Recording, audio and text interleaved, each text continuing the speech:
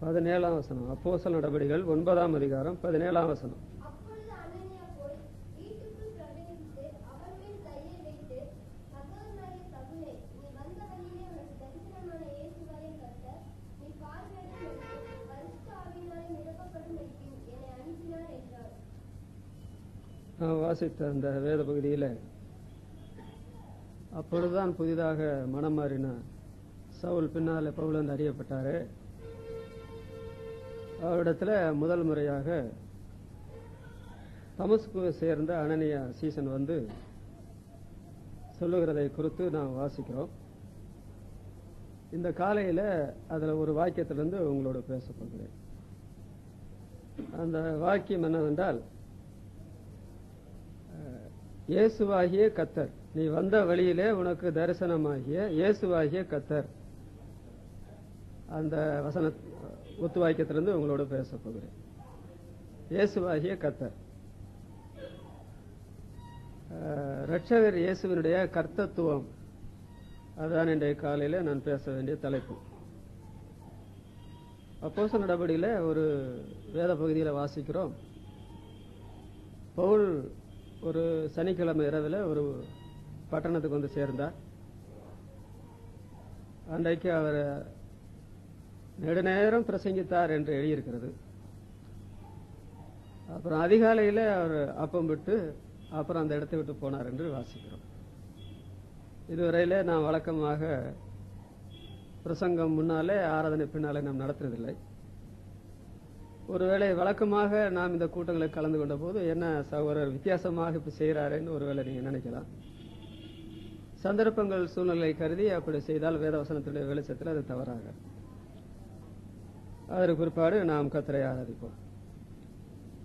இயேசுவின் கர்த்தத்துவம், அதை குறித்து இந்த காலையில உங்களோட பேச போகிறேன்.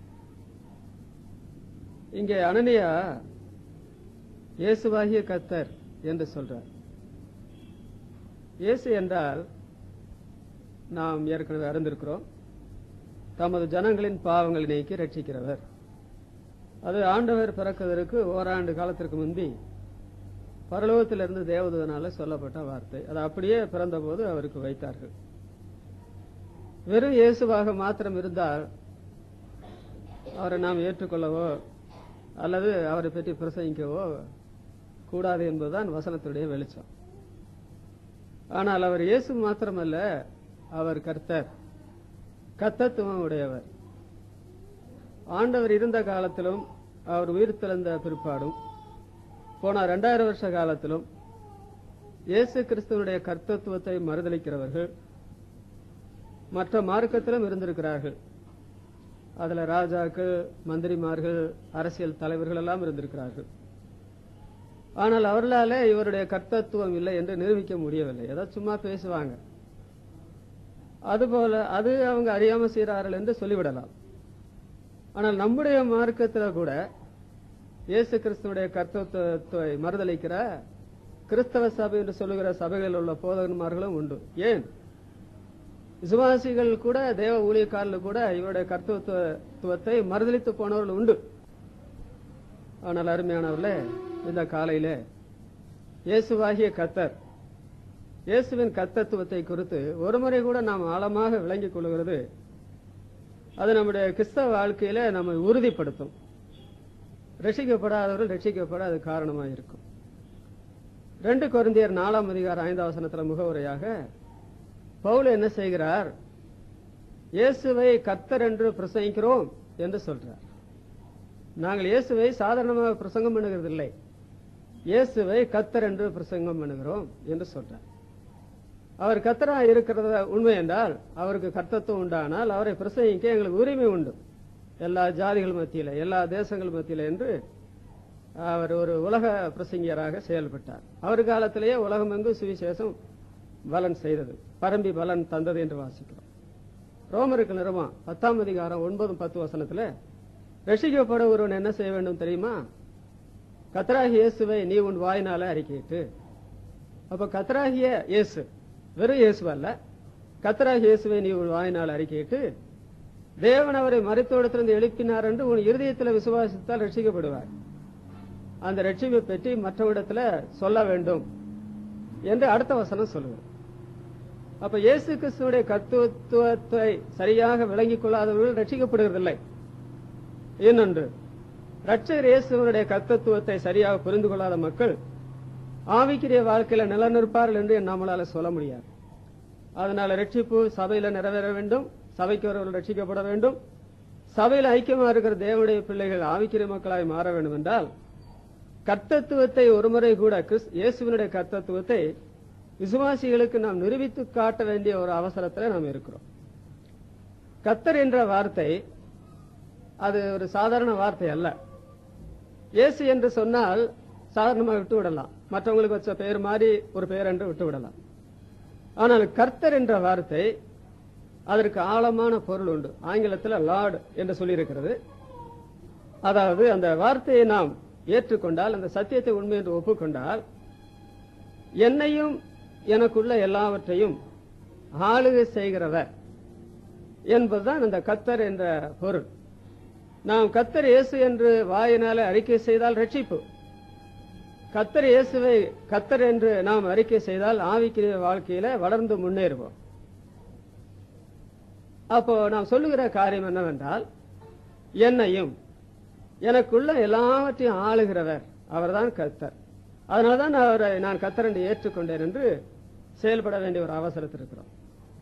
சரி, இனி எல்லாருக்கும் நன்றாக தெரிந்த ஒரு வேத பகுதியை சத்தமாக தெளிவாக வாசிங்க. லூக்கா எழுதின சுவிசேஷம் 5ஆம் அதிகாரம் 1 முதல் 11 வசனங்கள். லூக்கா எழுதின சுவிசேஷம் 5ஆம் அதிகாரம் 1 முதல் 11 வசனங்கள். பின்பு அவர் கெனசரேத்து கடலருகே நின்றபோது திரளான ஜனங்கள் தேவவசனத்தை கேட்கும்படி அவரிடத்தில் நெருங்கினார்கள். அப்பொழுது கடற்கரையிலே நின்ற 2 படகுகளை கண்டார். மீன் பிடிக்கிறவர்கள் அவைகளை விட்டு இறங்கி வலைகளை அழுத்திக் கொண்டிருந்தார்கள். அப்பொழுது அந்த படகுகளில் ஒன்றில் ஏறினார். அது சீமோனுடையதாய் இருந்தது. அதை கரையிலிருந்து சற்றே தள்ளும்படி அவரை கேட்டுக்கொண்டு அந்த படகில் உட்கார்ந்து ஜனங்களுக்கு போதகம் பண்ணினார். அவர் போதகம் பண்ணி முடித்த பின்பு சீமோனை நோக்கி, ஆழத்திலே தள்ளி கொண்டு போய் மீன் பிடிக்கும்படி உங்கள் வலைகளை போடுங்கள் என்றார். அதற்கு சீமோன், ஐயரே, ராமுழுவதும் நாங்கள் பிரயாசப்பட்டும் ஒன்றும் அகப்படவில்லை. ஆகிலும் உம்முடைய வார்த்தையின்படியே வலையை போடுகிறேன் என்றார். அந்தபடியே அவர்கள் செய்து தங்கள் வலை கிழிந்து போகத்தக்கதாக மிகுதியான மீன்களை பிடித்தார்கள். அப்பொழுது மற்ற படகில் இருந்த கூட்டாளிகள் வந்து தங்களுக்கு உதவி செய்யும்படி சைகை காட்டினார்கள். அவர்கள் வந்து 2 படகுகளும் அமிலத்தக்கதாக நிரப்பினார்கள். சீமோன் பேதுரு அதை கொண்டு இயேசுவின் பாதத்தில் விழுந்து, ஆண்டவரே, நான் பாவியான மனுஷன், நீர் என்னை விட்டு போக வேண்டும் என்றார். அவர்கள் திரளான மீன்களை பிடித்தது நிமித்தம் அவனுக்கும் அவனோடு கூட இருந்த யாவருக்கும் பிரமிப்பு உண்டானபடினால் அப்படி சொன்னான். சீமோனுக்கு கூட்டாளிகளான செபதேயுவின் குமாரராகிய யாக்கோபுவும் யோவானும் அந்தபடியே பிரமித்தார்கள். அப்பொழுது இயேசு சீமோனை நோக்கி, பயப்படாதே, இது முதல் நீ மனுஷரை பிடிக்கிறவனா இருப்பாய் என்றார். அவர்கள் படகுகளை கரையிலே கொண்டு போய் நிறுத்தி எல்லாவற்றையும் விட்டு அவருக்கு பின் சென்றார்கள். நான் வாசித்த இந்த வேத பகுதியில நாம் பார்த்தால் பேதுரு அப்போஸ்தலனையும் யோவான் யாக்கோபு இவர்களையும் நாம் பார்க்கிறோம். பேதுருவுக்கு தனியாக ஒரு படகு இருந்தது. அவருக்கு வேலை செய்யக்கூடிய ஆட்கள் இருந்தார்கள். யாக்கோபு யோவானுக்கு அவர்களுக்கு 2 பேருக்கும் படகு இருந்தது. அவர்கள் அந்த கடலில் போய் மீன் பிடிக்கிறவர்களாக இருந்தார்கள். இது ஆண்டவர் பேதுருவை சந்தித்த முதல் சந்திப்பல்ல. அவர் ஏற்கனவே அவனை சந்தித்து என்னை பின்பற்றி வா என்று சீசனாக அழைத்தார். சீசனாக அழைத்த பிற்பாடு கூட அவன் மீன் பிடிக்கிற வரலாறு தான் இந்த வேத பகுதியில் வருகிறது. நாம் இந்த வேத பகுதியை சற்று கவனமாய் பார்த்தால், கெனசரேத்து கடலுடைய கரையில ஒரு நாள் அதிகாலையில இந்த சீமோன் கற்றுக்கொண்ட பாடம் மிகப்பெரிய பாடத்தை கற்றுக்கொண்டான். அவன் ஏற்கனவே சீசனானாலும் கூட அவனுக்கு அருமை இரட்சகராகிய இயேசு இந்த ஒரு நாளின் காலையில அவனுக்கு தரிசனமாகி செய்த காரியங்களை நீங்கள் கவனித்தால், தான் கர்த்தர், எனக்கு கர்த்தத்துவம் உண்டு, அதை நீ கற்றுக்கொள்ள வேண்டும் என்ற நிலைமையில இந்த சந்தர்ப்பத்தை ஆண்டவர் அனுமதித்து இந்த வேத பகுதி முடிக்கும் போது அவனுடைய வாழ்க்கையில மறக்க முடியாத காரியத்தை அவன் கற்றுக்கொண்டான். விசுவாசிகளான தேவசனங்களே, நாம் ரட்சிக்கப்பட்டு வருடங்களாகலாம். அதே சமயத்துல அப்படி ரட்சிக்கப்பட்டு வருடங்கள் ஆனாலும் நம்முடைய இயேசுவின் கர்த்தத்துவத்தை நாம் சரியாக புரிந்து கொண்டிருக்கிறோமா என்பது கேள்விதான். ஆண்டவர் நாம் ரட்சிக்கப்பட்டால் போதும் என்று விரும்புகிறவர் அல்ல. அது நமக்கு பெருசா இருக்கும். ஏன்னா நரகத்துக்கு போக வேண்டியவங்க தப்பி மோட்சத்துக்கு வந்துட்டோன்றது மகிழ்ச்சி தான், சந்தோஷம் தான். ஆனால் ஆண்டவர் அதைவிட அதிகமாக விரும்புகிறது என்னவென்றால், என்னை நம்புகிற விசுவாச மக்களே, ஆண்களே, பெண்களே, பெரியவர்களே, சின்னவர்களே, நான் யார், என்னுடைய கர்த்தத்துவம் என்ன, கர்த்தத்துவத்தை மறுதளிக்கிற புறஜாதிகளும் கிறிஸ்தவ மக்களும் நிறைந்த பூமியில கொஞ்சம் கூட நன்றாக விளங்கிக் கொள்ளுங்கள், கற்றுக்கொள்ளுங்கிற நிலைமையில ஆண்டவர் செயல்பட்டு இந்த வேத வரலாறை நமக்கு எழுதி கொடுத்திருக்கிறார். இந்த காலையில வாசித்த இந்த வேத வசனத்திலிருந்து இயேசுவின் கர்த்தத்துவம் என்ற தலைப்பில 3 குறிப்புகள் உங்களுடைய கவனத்துக்கு கொண்டு வருகிறேன். இந்த பிரசங்கம் முடியும் பொழுது பிரசங்கிக்கிற நானா இருந்தாலும் சரி, கேட்கிற நீங்களா இருந்தாலும் சரி, ஐயோ போன காலங்களில் நான் இந்த கர்த்தத்துவத்தை, ஆண்டவருடைய கர்த்தத்துவத்தை சரியா புரிந்து கொள்ளவில்லையே, ஆண்டவரை ஒரு முறை கூட என்ன மன்னியும். இப்பொழுது உம்முடைய வேத வசனங்களை நீர் எனக்கு விளக்கி காண்பித்த போது உம்முடைய கர்த்தத்துவத்தை நான் புரிந்து கொண்டேன், உம்மிடத்துல பாடம் கற்றுக்கொண்டேன். அதற்கு பிற்பாடு நம்முடைய வாழ்க்கையில ஒரு பெரிய விதமான மாற்றம் ஏற்பட ஆண்டவர் அருள் செய்வாராக. இயேசுவின் கர்த்தத்துவம், அதுல முதல் குறிப்பு, 3 குறிப்புகள்ல முதல் குறிப்பு, ஆண்டவர் கர்த்தராக நமது எல்லா சூழ்நிலைகளையும் ஆண்டு கொள்கிறார் என்பதை அந்த நாளின் காலையில ஆண்டவர் பேதுருக்கு வெளிப்படுத்தினார். இன்றைக்கு காலையில ஆண்டவர் நமக்கு அதை வெளிப்படுத்த விரும்புகிறார். பாருங்கள், இந்த சீசனாகிய சீமோனுடைய வாழ்க்கையில இந்த சூழ்நிலை அவன் எதிர்பார்த்த ஒன்றல்ல. ராம் முழுதும் மீன் பிடிக்க போய் ஒருவேளை அவன் நினைச்சிருக்கலாம், சீக்கிரம் மீன் பிடிச்சிட்டு வீட்டுக்கு வந்துடுவேன்னு நினைச்சான். ஆனா ராம் முழுவதும் போட்டு ஒன்று கூட கிடைக்கவில்லை என்று சொன்னால், அவனுடைய கடந்த கால வாழ்க்கை நாம் பார்த்தால் அவன் மீன் பிடிக்கிறதுல பெரிய அனுபவசாலி, எல்லாரையும் விட பெரிய அனுபவசாலி. சரித்திரம் அப்படித்தான் சொல்லுகிறது. அது மாத்திரமல்ல, அவன் இந்த மீன் பிடிக்கிற தொழில கடினமான உழைப்பாளி. மார்க் எழுதின சுவிசேஷம் 1ஆம் அதிகாரம் 16-20 வசனம் படிச்சு பாருங்க. அங்க இந்த யாக்கோப்பும் யோவானும் மீன் பிடித்து விட்டு படகுல உட்கார்ந்து வலைகளை பழுது பார்த்து கொண்டிருக்கிறாங்க. சரி, அவங்க தான் மீன் பிடிக்கிறத நிறுத்திட்டு வலைகளை பழுது பார்க்கிறாங்களே, நாமளும் நிறுத்திடலாம், வலைய பழுது பார்க்கலான்னு சொல்லி இருக்காம அவங்க நிறுத்திட்டு வலைய பழுது பண்ண பார்த்துட்டு போட்டேன். நான் சாதாரணமான உழைப்பாளியா இருக்க மாட்டேன், கடின உழைப்பாளியா இருப்பேன் என்று அவங்க அலசி கொண்டு அவங்க அதை சரி பண்ணி கொண்டிருந்த சமயத்தில் இவன் மீன் பிடித்துக் கொண்டிருந்தான் என்று நாம் வாசிக்கிறோம். அப்ப அனுபவம் இருந்தது, கடின உழைப்பாளியா இருந்தான். ஆனால் என்ன ஏற்பட்டது, ரொம்ப சூழ்நிலை வித்தியாசத்துல அன்றைக்கு ராம் முழுவதும் பிரயாசப்பட்டு ஒரு மீன் கூட கிடைக்கவில்லை என்று சொன்னால், சாதாரணமாக அனுபவத்தில் குறைந்தவர்கள், கடின உழைப்பாளிகள் இல்லாதவர்கள், இந்த மாதிரி சம்பளவர்கள் மீன் பிடிக்க போகும்போது அப்படி மீன் கிடைக்கலடா, அது என்ன எனக்கு மாத்திரம் வருது, அது எல்லாருக்கும் வருது, எனக்கு வருதுன்னு அவங்க வாட்டில் வந்துருவாங்க. ஆனால் அதுல திறமைசாலிகளும் கடினமான உழைப்பாளிகளா இருக்கிறவங்க அப்படி செய்ய மாட்டாங்க. ஆஹா, நான் மீன் பிடிக்காம திரும்ப மாட்டேன் என்ற நிலைமையில தான் அவங்க மீன் பிடிப்பாங்க. அதனாலதான் ராத்திரி முழுசும் காலை விடிந்து வர வரைக்கும் ட்ரை பண்ணி பார்த்தோம், கடைசியிலாவது கிடைச்சிருமா, ஒன்று கூட கிடைக்கவில்லை என்று சொல்றது. அவனுடைய அனுபவம் போச்சு, அவனுடைய கடின உழைப்பு தன்மையை போச்சு என்ற நிலைமையில காலையில் அவனுடைய முகம் எப்படி இருந்திருக்குன்னு நினைக்கிறீங்க? சொல்ல போனால் ஒரே மனசோர். இப்படி சூழ்நிலை வரும் என்று நான் எதிர்பார்க்கவில்லையே, நான் இதற்கு முந்தி லேசா மீன் பிடிச்சிருக்கிறேனே அப்படி என்று இருந்த மனிதனுக்கு இப்பொழுது ஒரு பெரிய மனசோர்வாய் போனது ஒரு சங்கடமான அனுபவம் இல்லையா? அவன் என்ன முகத்தை வைத்துக் கொண்டு வீட்டுக்கு வர முடியும்? ஒருவேளை அன்றைக்கு அவனுடைய வீட்டில் அதிகமான தேவைகள் இருந்தா தெரியாது. நான் ஒரு தேவனுடைய பிள்ளையா இருந்தோம், கடின உழைப்பாளியா இருந்தோம், இப்படி ஒரு மீன் கூட அகப்படலையேன்னு சொல்லி ஒரே மனசோர்வோடு இருந்திருப்பான்.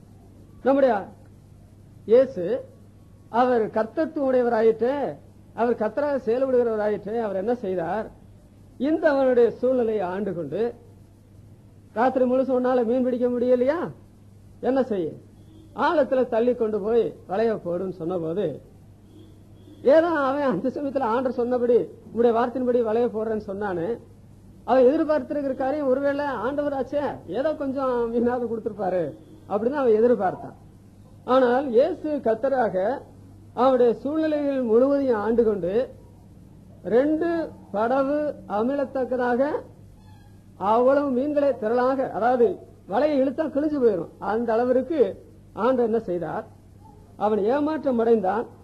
சொல்லப்போனால் முற்றிலுமே தோல்வி அடைந்தான் என்று சொல்ல வேண்டியது. இதுக்கு மேல அவன் தோல்வி அடைய முடியாது. தோல்வி அடைந்தான். ஆண்டவர் என்ன செய்தார்? நீ தோல்விதானே அடைந்தாய், உன்னை நான் அபரிமிதமாய் ஆசீர்வதிக்கிறேன், ஒரு குறையும் இல்லாம என்று சொல்லி 2 படமும் அமலத்தக்கதாக ஆண்டவர் என்ன செய்கிறார் தெரியுமா? அவனுக்கு அவ்வளவு திரளாக தந்தார். தேவனுடைய பிள்ளைகளே, நம்முடைய ஆண்டவர், நாம் இயேசு கர்த்தர் என்று சொல்றோமே, அவருடைய கர்த்தத்துவத்தை ஏற்றுக்கொள்றோமே, நமக்கு வருகிற சூழ்நிலை எதுவா இருந்தாலும் சரி, ஆண்டவர் அந்த சூழ்நிலைகளுக்கும் கர்த்தராய் இருக்கிறார். இப்படிப்பட்ட சூழ்நிலை வரக்கூடாது என்று நாம் நினைக்கிறோம். ஆனால் அவர் கர்த்தர் என்று நிரூபிக்க விசுவாசியுடைய வாழ்க்கையில இப்படிப்பட்ட சூழ்நிலை நமக்கு தேவை. ஆண்டவர் அதை அனுமதிக்கிறார். அது என்ன சந்தேகம்? சரி, இது அவருக்கு ஒரு விதமான பிரச்சனை.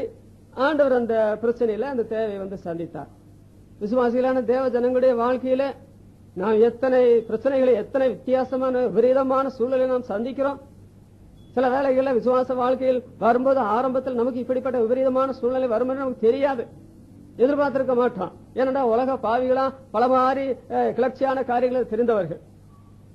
ஏதோ கொஞ்ச நாளாவது நல்லா இருந்துட்டு போகணும்னு சொல்லி ஆண்டவர் நம்முடைய காரியங்களெல்லாம் ஆசீர்வதித்திருந்திருப்பார்.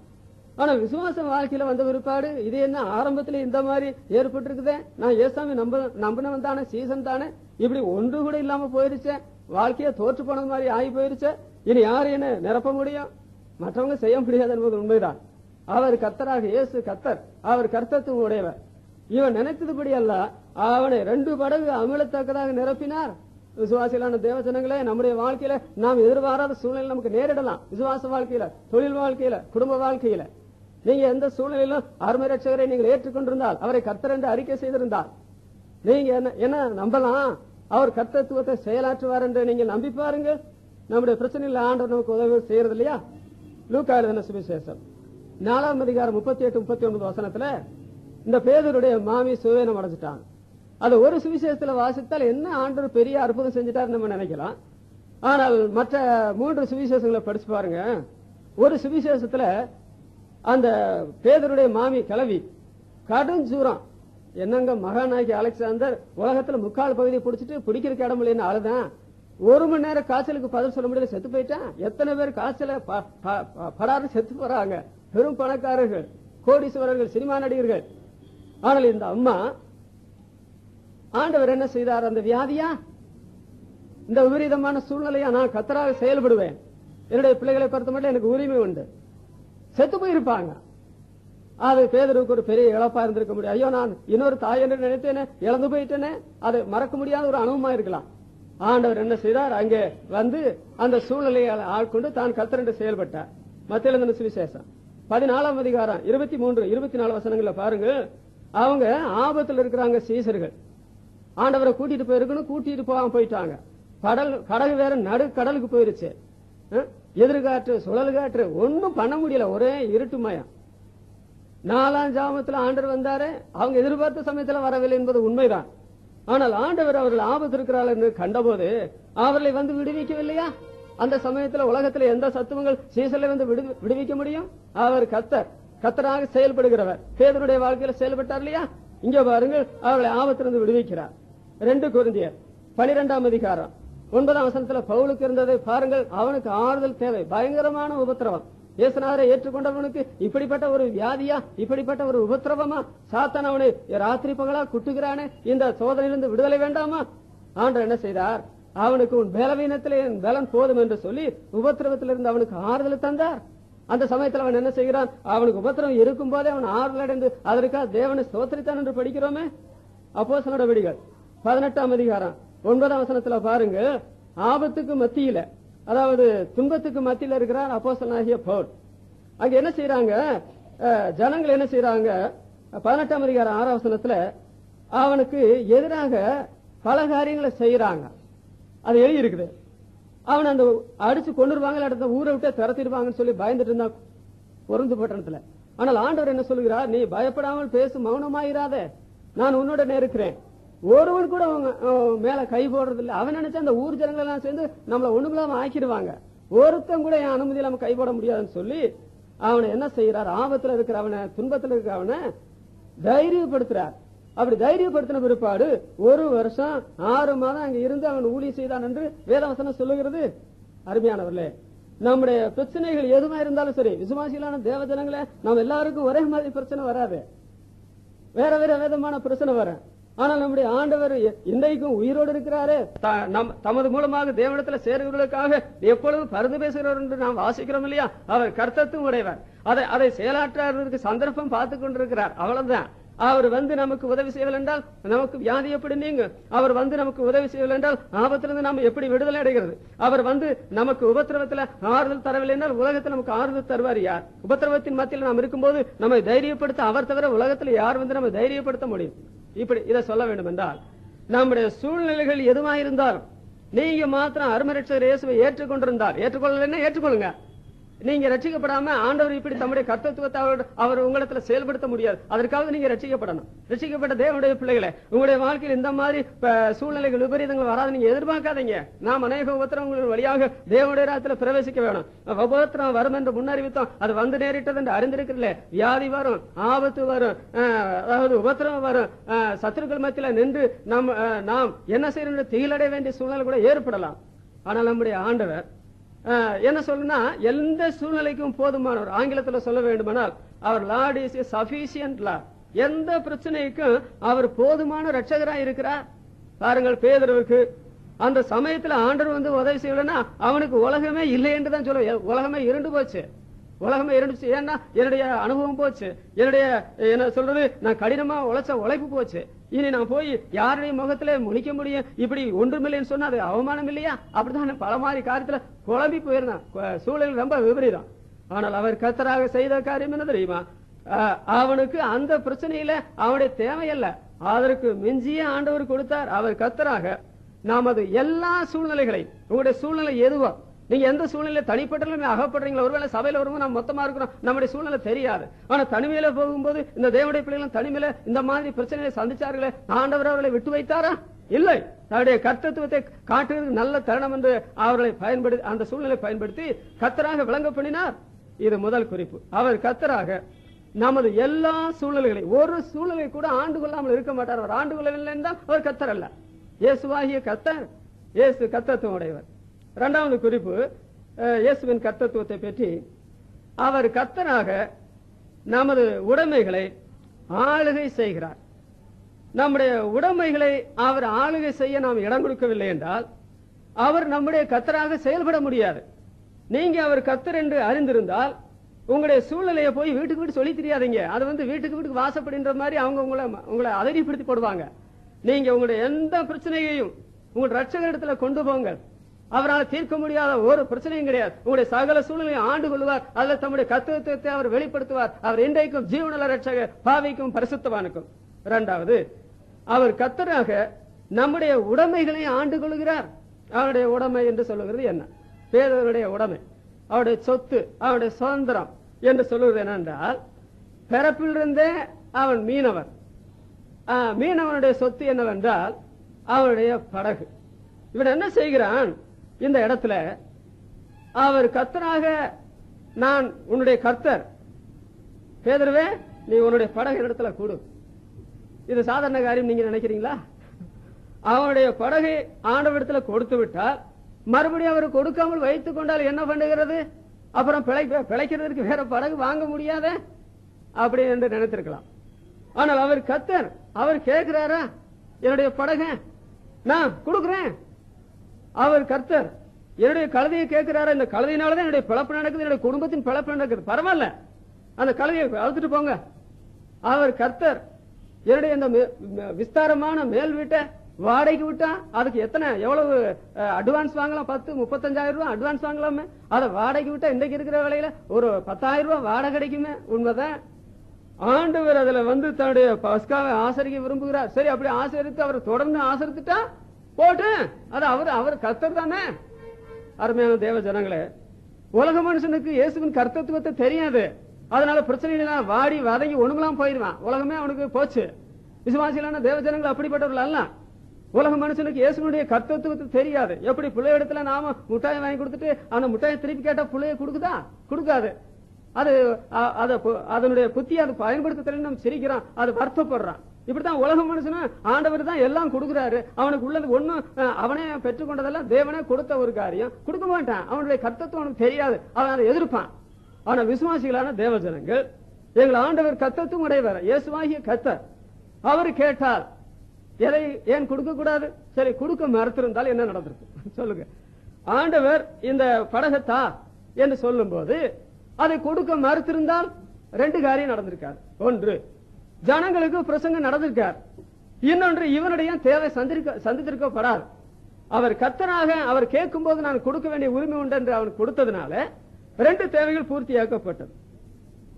ஆண்டவர் இந்த படகை தள்ளிட்டு போ அப்படி சொன்ன உடனே அவர் அந்த படகுல தான் உட்கார்ந்து இருக்கிறாரு. பிரசங்கம் பண்ண போற, ஏன்னா ஜனங்கள் எல்லாரும் அங்க திரளா கூடியிருக்கிறாங்க, வசனம் கேட்க வந்திருக்காங்க. ஆண்டவர் இதை பிரசங்கம் மேடையாக்கி பிரசங்கம் பண்ண போறாரு. சரி, சாதாரணமாக இந்த மீனவர்கள் படகை எதற்கு பயன்படுத்துவார்கள் தெரியுமா? ஒன்று, அந்த படகை மீன் பிடிக்கிற காரியத்துக்கு தான் பயன்படுத்துவாங்க, வேற காரியத்துக்காக பயன்படுத்த மாட்டாங்க. இன்னொன்று, அந்த படகை சாதாரணமா வழக்கமா எதற்கு பயன்படுத்துவார்கள் என்றால் ஒரு கரையிலிருந்து இன்னொரு கரைக்கு போறதற்கு ஒரு பயண கப்பலாக இந்த படகை பயன்படுத்துவார்கள்.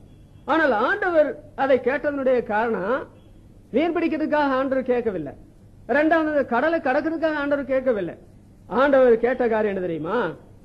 அதுல இருந்து கொண்டு பிரசங்கம் பண்ண விரும்புகிறேன், அதை ஒரு பிரசங்க மேடை ஆக்க விரும்புகிறேன் என்று சொன்ன போது, ஆண்டவரே நீர் இதை இப்ப மாத்திரமில்ல, நீர் எவ்வளவு காலம் இந்த பூலோகத்தில் இருந்தாலும், அவருக்கு நான் 33 வருஷம் தான் இருந்தேன்னு சொல்லித்தான் ஊழியத்தை ஆரம்பிச்சாரா? இல்லங்க, அவருடைய காரியங்கள் எல்லாம் ஆண்டவர் ரகசியமா வச்சிருந்தார். சீசலுக்கு அது விளங்க முடியாத ஒன்றா இருந்தது. அந்த பிரசங்க மேடை ஆக்கினார். அப்படி பிரசங்க மேடை ஆக்கும் போது அதுல இவனுக்கு மாத்திரமல்ல, இவன் கர்த்தராக அவரை ஏற்றுக்கொண்டு என்னுடைய உடைமைகள், இந்த உடைமை மாத்திரமல்ல, எந்த உடைமைகள் பேர்ல அவருக்கு ஆதிக்கம் செலுத்த உரிமை உண்டு என்று சொல்லி அவர் கர்த்தராக அவருக்கு கொடுத்ததுனால ரெண்டு விதமான தேவைகள் இவன் மாத்திரமல்ல மற்ற எல்லாருக்கும் பூர்த்தியானது. ஒன்று, ரெண்டு விதமான தேவைகள். ஒன்று ஆத்மீக தேவை, இரண்டாவது சரீர சம்பந்தப்பட்ட தேவை. இது விசுவாசிகளுக்கானாலும் சரி அவிசுவாசிகளுக்கானாலும் சரி. மனுஷன் அப்பத்தினால மாத்திரமல்ல, தேவனுடைய வாயிலிருந்து புறப்படுகிற ஒவ்வொரு வார்த்தையினாலும் பிழைப்பான். திரளான ஜனங்கள் அங்க கூடியிருக்கிறாங்க. அப்ப இவர் கர்த்தராக அறிக்கை செய்த இந்த மனுஷன் என்னுடைய உடம்பின் பேர்ல கர்த்தருக்கு ஆதிக்கம் உண்டு என்று சொல்லி தன்னுடைய படகை கொடுத்ததுனால அந்த ஜனங்கள் எல்லாரும் திருப்தி அடைந்தார்களே. பாதைக்கு வெளிச்சமான அந்த வசனம் பிரசங்கம் பண்ணப்பட்டுக் கொண்டிருக்கிறது. ஆண்டவர் வல்லமையோடு கர்த்தருடைய வசனத்தை பேசுகிறார். அந்த வார்த்தையின் அதனால அவனுடைய ஆத்மீக தேவை சந்திக்கப்பட்டது. அங்கே வந்திருந்த திரளான மனுஷனுடைய தேவை சந்திக்கப்பட்டது. இரண்டாவது, ஆண்டவர் என்ன செய்கிறார்? அது போன்றுள்ள இன்னொரு தேவை என்ன தெரியுமா? இவனுக்கானாலும் சரி அங்க இருக்கிற மற்ற எல்லாருக்கானாலும் சரி. இவனே ஒரு மீன் கூட பிடிக்கலைன்னா அந்த கனசரேத்து கடலை எத்தனை பேருக்கு, இங்க ரெண்டு படகு தான் சொல்லியிருக்க, வேற படகு இல்லைன்னு அர்த்தம் இல்லை. அன்றைக்கு இந்த மீன் யாருக்குமே போய் விற்பனைக்கு கிடைச்சிருக்காரு. இரண்டாவது, நிறைய குடும்பங்கள் அன்னைக்கு பட்னியினால தவிச்சாலும் தவிச்சிருப்பாங்க. ஆண்டவர் இவன் கர்த்தராக அவருடைய உடமையின் பேர்ல அவருக்கு ஆதிக்கம் உண்டு என்று ஒப்புக் கொடுத்ததுனால, அந்த படகு கொடுத்தனால என்ன நடந்தது தெரியுமா? ரெண்டு விதமான தேவைகள். முதல் தரமான தேவை ஆத்மீக தேவை, அதையும் பூர்த்தி செய்தார் ஆண்டவர். இரண்டாவது, சரி சம்பந்தப்பட்ட காரியம் இவனுக்கு மாத்திரமல்ல, அன்றைக்கு ஆயிரமான பேருடைய சிலருக்கு மீன் இல்லைன்னா சாப்பிட மாட்டாங்க. அப்ப அது ரொம்ப அவசியமான காரியம் தானே. அப்போ அருமை ரட்சகர் கர்த்தராக இன்றைக்கு மனுஷனுடைய ஆத்மீக தேவைகளை சந்திக்கிறார், சரீர சேவைகளை சந்திக்கிறார் என்று சொல்ல வேண்டியது அருமையான தேவனுடைய பிள்ளைகளே. நமக்கு தெய்வம் என்னென்ன உடைமைகள் என்று தந்திருக்கிறாரோ அந்த உடைமைகள் பேரில் எல்லாம் அவர் ஆதிக்கம் செலுத்த நாம் இடம் கொடுக்கிறோமா? அப்பதாங்க அவர் கர்த்தராக செயல்பட முடியும். அவர் கர்த்தர் என்று அப்பொழுதுதான் நாம் அறிக்கையிட முடியும். பாருங்க, தங்களுடைய உடைமையின் பேரில் ஆதிக்கம் செலுத்த அவரை கர்த்தராக ஏற்றுக்கொண்ட தேவனுடைய பிள்ளைகள் மாதிரியாக வேதத்தில் இருக்கிறார்களா? ஏன் இல்லை? லூக்கா எழுதின சுவிசேஷம் 8ஆம் அதிகாரம் 3ஆம் வசனத்தில் நிறைய பெண்கள் அங்க சேர்ந்து ஊழியத்தில் ஒரு குரூப்பா செயல்படுறாங்க. அதுல ரெண்டு பேரை பற்றி சொல்லியிருக்குது, யோவன்னாள் சூசன்னாள். அவங்க காரியக்காரருடைய மனைவின்னு சொல்லி எழுதியிருக்குது. அரசியல பொறுப்பு வாய்ந்தவருடைய மனைவிமார்கள். அவங்க தங்களுடைய ஆஸ்திகளால அவருக்கு ஊழியம் செய்தார்கள். பணம் எதற்கு, பொருள் எதற்கு? அருமரட்சகராக இயேசு ஸ்தாபனம் இல்லாத நிலைமையில ஊழியம் செய்யறாரு. ஹெட் குவார்டர் கிடையாது, பிரான்சஸ் கிடையாது, மந்த்லி பேமெண்ட் கிடையாது, டிரான்ஸ்பர் கிடையாது. இவருக்கு எங்க இருந்து பணம் வரும்? அதனால நாங்க தானே இவருக்கு எங்களுடைய உடைமைகளை நான் ஊழியம் செய்ய வேண்டும் என்று அவருடைய உடைமையை கொடுத்தாங்க. யோசேப்பு பாருங்கள், அவன் ஐஸ்வர்யனா இருந்தான், அது பெரிய விஷயம் அல்ல. ஆனால் அந்த ஐஸ்வர்யத்தை அவன் என்ன செய்தான்? எவ்வளவு அருமரட்சகர் இயேசுவினுடைய சரீரத்துக்கு சுத்த சரீரத்திற்கு தைலம் பூச வேணுமா, அதுக்கு எத்தனாயிரம் ரூபாய் ஆனாலும் சரி சரின்னு சொல்லிட்டு அவனுடைய உடமையான அது ஒருவனும் ஒரு காலம் வைக்கப்படாத கல்லறை, அது தன்னை கொண்டு போய் அடக்கம் பண்ண வேண்டிய கல்லறை. ஒருவேளை ஆண்டவருக்கு அதை இடம் கொடுத்தா இவனுக்கு வேறொரு கல்லறை இடம் தர வேண்டி இருக்கு. அவன் என்ன செய்தான்? ஆண்டவரை கர்த்தராக ஏற்றுக்கொண்டதுனால ஒரு மரியாதையான ஒரு மகிமையான அடக்கம் அருமரட்சகருக்கு நடக்கவில்லையா? பொது ஜனங்களை அவர் என்ன செய்திருந்தாங்க? அவரை துன்மார்க்கரோட பிரேத குழியை நியமிச்சாங்க. என்னுடைய அருமரட்சகர் அவர் கர்த்தத்துவம் உடையவர், நான் அந்த கர்த்தத்துவத்தை கொண்டுகிறேன், என்னுடைய ஆஸ்திகளினால நாங்க அவருக்கு ஊழியம் செய்வோம். அது மாத்திரமல்ல, என்னுடைய பணம் என்றால் என்ன, என்னுடைய பொருள் என்றால் என்ன, என்னுடைய இடம் என்றால் என்ன, அருமை ரட்சகருக்கு சொந்தம் என்று அவர் கொடுத்ததுனால எவ்வளவு பேராசீர்வாதம் போட்டு அருமையான அடக்கம் நடந்தது. அந்த ரத்தாமரத்தை செய்வாங்களாம். 9,000 முதல் 12,000 ரூபாய் வரையில அந்த உயர்ந்த வஸ்திரம் விற்கப்படுமா. பெரிய கோடீஸ்வரி. அந்த அம்மாவுடைய வீட்டுக்குள்ள போனா ஐயோ சொல்ல வேண்டாம். ஏனென்றால் அவங்களுடைய உத்தியோகத்துக்கும் அவங்களுடைய வியாபாரத்துக்கு ஏற்ற வீடு இருந்தது. அந்த விசுவாசியுடைய இருதயம் திறக்கப்பட்ட பிற்பாடு அந்த பெண்ணுடைய இருதயம் அந்த சீசர்களை என்ன செய்தாங்க? நீங்க ஏன் வேற வீட்டுக்கு தேடி போறீங்க, நீங்க எங்க வீட்டுக்கு வாங்க, இங்க தங்கிருங்க, எங்க கூட்டம் நடத்துங்க. அதை சபையா திறந்து கொடுத்தாங்களாம். பிற்பாடு உள்ள எல்லா காலங்களிலும் அந்த இடமே ஆண்டுடைய சபை நடக்கிற இடமா மாறிச்சுன்னு சொல்லி சரித்திரத்துல சொல்றாங்க. இந்த தேவனுடைய பிள்ளைகள் எல்லாரும் என்ன செய்தார்கள் தெரியுமா? அவர் கர்த்தராக எங்களுடைய உடைமைகள் பேர்ல ஆதிக்கம் செலுத்துகிறவர் என்று சொல்லி அவருக்கு இது விருப்பமா? அதனாலதான் அப்போஸ்தலர் நடபடியில் என்ன வாசிக்கிறோம்? நிலங்கள் வீடுகள் உடையவர்கள் வெற்று. ஏனென்றால் ஆண்டவர் வந்துட்டா இதை சத்துருக்கள் எடுத்துட்டு போயிருவாங்களே. சபையின் உண்டான ஆரம்ப காலத்திலே ஆண்டவர் திடீர்னு வந்துருவாரு நினைச்சாங்க. இன்னைக்கு 2000 வருஷம் ஆகி போச்சு. இனி 2000 வருஷத்துக்கு மேலதான் ஆண்டுடைய வருகை இருக்கும் நீங்க நினைக்கிறீங்களா? அப்ப நம்முடைய உடைமைகளை மாத்திரம் இன்றைக்கு நாம் அருமரட்சகருடைய கர்த்தத்துவக்கு நாம் பணயம் வைத்தால் சபைக்கு அது எவ்வளவு பெரிய ஆசீர்வாதம், சமுதாயத்திற்கு எவ்வளவு பெரிய ஆசீர்வாதம் தெரியுமா?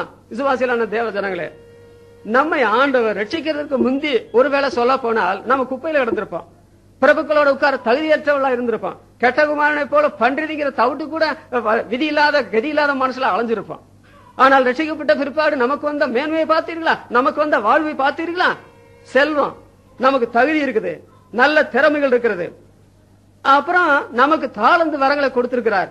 இவங்களெல்லாம் எதற்குன்னு சொன்னா நமக்கு பயன்படுத்துறது அல்ல, நம்முடைய குடும்பத்துக்கு பயன்படுத்துறதுல, நம்முடைய உறவினருக்கு இனஜன பந்துகளுக்கு பயன்படுத்துறது அல்ல. அதாவது இந்த உடைமைகள் மூலமாக என் அருமை ரட்சகருடைய சித்தம் நிறைவேற்றப்பட வேண்டுமே, என் அருமை ரட்சகருடைய சித்தம் நிறைவேற்றப்பட வேண்டுமே. வெளிநாடுகள்ல இருந்து ஆயிரமான தேவ ஜனங்கள் தங்களுக்கு அடக்கத்துக்கு ஒரு கல்லறை வேண்டாம், அந்த பணத்தை இந்தியாவுக்கு அனுப்புறாங்க. அப்புறம் தங்களுக்கு ஒரு வியாபாரம் இருந்தால் ஒரு பெரிய தங்க நகை வியாபாரி இங்க, அதாவது நியூசிலாந்துல, அந்த நியூசிலாந்துலயே குட்டையான ஆள் அவர் தான். விசுவாசி ஆன பிற்பாடு என்ன பண்ணாரு? அந்த ஜுவல்லரி கடையை அப்படியே க்ளோஸ் பண்ணிட்டு பணத்தெல்லாம் வித்து ஊழித்து கொடுத்துட்டு இந்தியாவுக்குள்ள மிஷினரியா வந்து நம்முடைய சபையில ரொம்ப வல்லமையாக பயன்பட்டார். இப்படிப்பட்ட எத்தனை ஆயிரங்களை வெளிநாட்டுல சொல்லட்டும். ஆனா நம்ம நாடு எப்படி இருக்கு பாருங்க. அதுதான் தரத்திரம் விட மாட்டேங்குது, நம்ம நாட்டை தரத்திரம் விட மாட்டேங்குது. நம்ம சபைகளுக்கு என்ன குறைச்சல் சொல்லுங்க? இந்தியாவில சுவிசேஷம் சொல்லி 2000 வருஷ காலம் ஆயிற்று. அமெரிக்காவில வெறும் சுவிசேஷம் சொல்லி வெறும் 300 வருஷம் தான் ஆச்சு. 300 வருஷம் சுவிசேஷம் சொல்ற அவன் இன்றைக்கு உலகமெல்லாம் சுவிசேஷம் ஊழியம் செய்யறதுக்கு அதாவது கங்கணம் கட்டி கொண்டு காரியம் செய்யறான். விசுவாசிகளான தேவ ஜனங்கள், ஏன்னா அமெரிக்காவை விட நம்முடைய இந்தியா மோசமா? சொல்லுங்க. நம்முடைய இந்தியா தாங்க எந்த காலத்துல செழிப்புள்ள நாடா இருந்திருக்குது. ஆனால் இந்த இந்திய கிறிஸ்தவ மக்கள் நாம் செய்த தவறுனால நம்முடைய உடைமைகளை கர்த்தராக நீர் பயன்படுத்த வேண்டும் என்று நாம் ஒப்புக் கொடுக்காதனாலதான் அருமை ரட்சகருடைய ஊழியம் இன்றைக்கு கிறிஸ்தவங்க 2% என்று சொல்லக்கூடிய அபகரித்து சொல்ல நமக்கு இருக்குதோ. அருமை ரட்சகர் இயேசு நான் மாத்திரம் அவருடைய கர்த்தத்துவத்தை ஏற்றுக்கொண்டு, பெருசுதான் வேணும் இல்ல, உங்களுக்கு உள்ளது எதுவோ ஆண்டவர் 2 காசு போட்ட விதவை சொன்னார். அது சின்னதா? தன் ஜீவனத்துக்கு உண்டான எல்லாவற்றையும் போட்டு விட்டால் அவர் கர்த்தராக. இரண்டாவது அவர் என்ன செய்கிறார்? நம்முடைய உடைமைகள் எதுவோ நீங்க அதை கொடுக்க ஆயத்தமான்றதே கேள்வி. ஏன் கொடுக்க மாட்டேங்கன்னு சொன்னா உங்களுக்கு அவருடைய கர்த்தத்துவம் விளங்கலையா? அப்படித்தானே கேட்பேன். உங்களுக்கு அவருடைய கர்த்தத்துவம் விளங்கலையா? ஏன் பிரச்சனைகள் வரும்போது என்னத்தையும் பறிகொடுத்தவங்க மாதிரி இருக்கிறீங்க? எத்தனை பிரசங்கம் பண்ணாலும் உங்களை உற்சாகப்படுத்த முடியலையே. ஏன் உங்களுக்கு இயேசுவை கர்த்தர்னு விளங்கலையா? அப்படித்தானே கேட்பேன். உங்களுக்கு விளங்கலையா? அப்ப நான் உங்களுக்கு விளக்கலையா? அப்படித்தான் கேட்பேன். நான் உங்களுக்கு விளக்கலையாத விசுவாசிகளான தேவ ஜனங்களே, அவர் கர்த்தராக இரண்டாவது நம்முடைய உடைமைகள் எல்லாவற்றிலும் ஆதிக்கம் செலுத்துகிறார். பேதனுடைய உடைமை அதான் அவருடைய வாழ்க்கையினுடைய சொத்து. எடுத்துக்கொள்ள ஆண்டவரை. அது ரெண்டு விதமான காரியத்துக்காக பயன்பட்டது. மூன்றாவது அவர் கர்த்தராக செயல்படுகிற காரியம். அவர் கர்த்தராக நமது வேலைகளிலே, உத்தியோகங்களிலே, நம்முடைய தொழில்களிலே அவர் நம்மை நடத்துகிறார். அவர் கர்த்தராக நம்முடைய சூழ்நிலைகளை ஆண்டு கொள்ளவில்லை என்றால் பெரிய சூழ்நிலையும் நமக்கு சூழ்நிலை தான். இந்த சின்ன சூழ்நிலை நம்மளை போட்டு வாசி போடும். அப்புறம் அவர் கர்த்தராக நம்முடைய வாழ்க்கையில நம்முடைய உடைமைகளை அவர் பயன்படுத்தவில்லை என்றால் அது இருந்து ஒண்ணுதான், இல்லாம போனாலும் ஒண்ணு. அவர் பயன்படுத்தாத ஒண்ணுக்கு ஆகாது. அப்படித்தான் நான் சொல்லுவேன். மூன்றாவது, அவர் கர்த்தராக நம்முடைய தொழில், நம்முடைய உத்தியோகம், நம்முடைய ஊழியம் இவைகளில அவர் நடத்தவில்லை என்றால் அதனால நான் ஒன்னும் அது பலன் இல்லாம போனாலும் போயிடும். பாருங்க, இந்த சீசன் ஆண்டவர் முதல் முறையாக அவனை அழைக்கிறார். அழைச்ச உடனே அவனை ஆண்டவர் ஊழியனாக்கல, விசுவாசியா அழைச்சார். அப்புறமா அவன் படவை வச்சுக்கொண்டு மீன்பிடித்தான் போயிட்டு இருந்திருக்கான்னு தெரியும் இந்த வரலாறு பாக்குற வரைக்கும். அப்புறம் ஆண்டவர் இதை இந்த இடத்துல கத்தரன்னு தெளிவுபடுத்தினார் கூட, பின்னால் ஆண்டவர் உயிர் திறந்த பிற்பாடு கூட படவை வலையை எடுத்துட்டு போனார் எழுதி இருக்குது. அது பின்மாற்றமான ஒரு வாழ்க்கை. சரி, இவன் என்ன செய்கிறான்? பிறந்த முதல் இவனுடைய குலத்தொழில் என்னவென்றால், சின்ன வயதில் இருந்து அவனுடைய பிறப்பு தொழில், நான் ஆண்டவரை நம்புறேன், இந்த தொழிலை நடத்துறேன். ஆண்டவர் நம்புறதுனால தொழிலை விடணும்னு அவசியம் கிடையாது. எல்லா தேவனுடைய பிள்ளைகளும் தொழிலை விட்டுக்கிட்டா இருக்கிறாங்க. ஆனால் சிலருடைய வாழ்க்கையில் ஆண்டவர் தொழிலை விடுன்னு சொல்லுவாரு. அதை பின்னால நான் கவனத்துக்கு கொண்டு வரேன். இங்க பாருங்க, அவனுடைய மீன் பிடிக்கிற தொழில் என்று சொல்றது, பிறந்தது முதல் தவளை தண்ணிகளை கிடைக்கிறது மாதிரி சின்ன வயசுல இருந்தே தண்ணிகளை கிடந்தாள். அதனால இவனுக்கு நல்லா தெரியும் மீனை எப்படி பிடிக்கிறது, அதை எங்கே பிடிக்கலாம், அந்த காலம் என்ன, சூழ்நிலை என்ன, இதெல்லாம் ரொம்ப நல்லா அறிஞ்சவர். இவருக்கு போய் யாரும் டீச் பண்ண வேண்டியதில்லை. இப்படி பிடிக்கணும், இந்த நேரத்தில் பிடிச்சாதான் மீன் கிடைக்கும், யார் சொல்லணும் கேட்க மாட்டேன். நானே இதுல பிறந்தல இருந்து பிடிச்சு கிடக்குறேன், நீ எனக்கு ஆலோசனை சொல்றியா? இவர் வேத புத்தகத்துல பார்த்தா எந்த இடத்துல பார்த்தாலும் முந்திரி கொட்ட மாதிரி பேசுவார். அப்படிப்பட்ட ஒரு ஆள். உண்மைதான். அவர் பிறந்த நாள் முதல் அந்த தொழில பழக்கம் உடையவரா இருக்கிறார். அதுல திறமசாலியா இருக்கிறார். அதுல விடாமுயற்சியோடு அதாவது செயல்படுறார், கடினமா உழைப்பு செய்யறார். அப்புறம் எங்க மீன் பிடிக்கணும், எப்படி மீன் பிடிக்கின்ற எல்லா காரியங்களும் தெரியும். ஆனா என்ன நடந்தது? அந்த இரவு முழுவதும் மீன் பிடித்து ஒன்றுமில்லை என்று சொன்ன போது அருமை ரட்சகர் என்ன சொன்னார்? நீ ஆழத்துல தள்ளி கொண்டு போய் மீன் பிடிக்கும்படி வலைய போடுன்னு சொல்றார். அந்த சமயத்தில் அவன் சொன்ன வார்த்தையை பார்த்தால் தமிழ் வேதாகமத்தை விட ஆங்கில வேதாகமத்தில் அழகா எழுதி இருக்கிறது. At your word I will, உம்முடைய வார்த்தையின்படி நான் அப்படியே செய்கிறேன் சொல்லி அந்த வலைய போட்டான். அப்போ மற்ற கூட்டாளிகளை அழைத்து இதை இழுக்கணும், இல்லைன்னா கிழிஞ்சு போயிரும், பிடிச்சது கூட உள்ள மாடல் போயிரும் சொல்லி சைகை காட்டி இழுத்து கொண்டு போட்டு பார்த்தா 2 படமும் அமலும் அப்புறம் மிச்சம் இருக்கிற மாதிரி மீன் பிடிச்சாங்கன்னு வரும். அருமையானவர்களே, ஆண்டவர் சொன்ன அந்த காரியத்திற்கு அவன் அப்படியே கீழ்ப்படுகிறான் என்று சொல்றது, அவருடைய கர்த்தத்துவத்தை இதுவரையில நான் விளங்கிக் கொள்ளவில்லை. அவருடைய வார்த்தையின்படியே நான் சரியா எதை செய்தேன் என்று சொல்லவில்லை. இப்போ நான் மீன் பிடிக்க இஷ்டப்படி வந்தேன், ராத்திரி முழுவதும் பிரயாசப்பட்டு என்னுடைய இஷ்டப்படி செய்தேன். ஆனால் இவர் யாரு? இவர் என்ன பிறந்த முதல் மீன் பிடிச்சாரா? எங்க மீன் பிடிக்கணும், எப்படி மீன் பிடிக்கணும்? இவர் தச்சனுடைய குமாரன் ஆயிட்டேன். அவருடைய வரலாறு அவனுக்கு தெரியும். ஆனால் தச்சனுடைய குமாரன் சொல்ற காரியத்துக்கு அவன் கீழ்ப்படிந்தான் என்று சொல்றது அது சாதாரணமானதல்ல. அது அவனுடைய கர்த்தத்துவத்தை ஏற்றுக்கொண்டு அதற்கு அடிபணிந்த ஒரு காரியம். சொல்ல போனால் மற்ற சீசரை கூட ஆண்டர் சொன்னா செஞ்சிருவாங்க. இந்த சீசன் இவர் அவ்வளவு ஈஸியா செய்ய மாட்டார். ஏனென்றால் மேல இருந்து ஒரு துப்பட்டி வருது, அதுல சகல விதமான பறவைகள் மிருகங்கள் எல்லாம் இருக்குது. நீ அடித்து புசின்னு சொல்றாரு. புறஜாதிகளை ஏற்றுக்கொண்டதுக்கு படமா இதரோட ஆண்டவரால பயன்பட்ட பிற்பாடு கூட 3000 பேர் இவருடைய பிரசங்கத்துல குணப்பட்டாங்க. அப்புறம் கூட என்ன சொல்றாரு? அப்படி அல்ல ஆண்டவரே, அப்படி அல்ல, நான் ஒரு காலத்தில் என்னுடைய வாய்க்குள்ள இப்படிப்பட்ட மிருக பறவைகளை நான் புசித்தது கிடையாது, செத்தாலும் சாப்பிட கடவுளே சொன்னா கூட நான் சாப்பிட மாட்டேன்னு சொல்லி அப்படி அல்ல ஆண்டவரேன்னு சொன்னவர் தான் இவர். அதனால இவர் சொன்ன உடனே நீ ஆழத்துல தள்ளி கொண்டு போய் மீன் பிடிக்கும்படி வலைய போடுன்னு சொன்னா கீழ்ப்படிய மாட்டார். ஆனால் இது ஏற்கனவே அவருடைய அறிவு திறமை இருக்குது பாத்தீங்களா? இந்த அறிவு திறமையெல்லாம் குழிய தோண்டி மண்ணை போட்டு புதைச்சு வச்சுட்டு என்னால ஒண்ணும் முடியல, என்னுடைய அனுபவம் அறிவெல்லாம் குப்பை, உனக்கு உதவாது. அப்புறம் இவர் சொன்னபடி செய்தால்தான், இவருடைய கர்த்தத்துவத்துக்கு அடிபணிந்தால் தான் ஏதாவது கிடைக்கும் தான் நினைச்சான். ஆனால் அவருடைய கர்த்தத்துவத்துக்கு அடிபணிந்த போது கொஞ்சம் மாத்திரமல்ல, என்ன நடந்து தெரியுமா? அதாவது திரளான மீன்களை அவன் பிடித்தான். அருமையானவர்களே, அந்த சமயத்தில் ஆண்டவர் சொல்றார், நீ இதுவரையில மீன் பிடித்துக் கொண்டிருக்கிறாய், உனக்கு ரொம்ப திறமை இருந்திருக்கிறது, அப்புறம் உனக்கு எங்க மீன் பிடிக்கிறது, எப்படி மீன் பிடிக்கணும் தெரியும், கடினமான உழப்பாளியா கூட இருந்திருக்கிற. ஆனால் இப்போ நடந்த காரியம் என்ன? உன்னுடைய அறிவு திறமை எல்லாம் குப்பையா போச்சு பாத்தியா? நான் கர்த்தராக நீ செய்ய முடியாத காரியத்தை உனக்கு செஞ்சு காமிச்சிட்டேன் பாத்தியா அப்படி சொல்லிட்டு அப்புறம் ஒரு வார்த்தை சொல்றாரு, இது முதல் நீ மனிதரை பிடிக்கிறவனா இருப்பாய் என்று சொன்னார். நான் சொல்றேன், இதுவரையில பழகி போன ஒண்ணு, இதனால அவன் நல்லா செழிப்பா இருந்திருப்பான், குடும்பத்தார் செழிப்பா இருந்திருப்பாங்க, இவனால இவனுடைய உறவினர் கூட ஆதரிக்கப்பட்டிருப்பாங்க.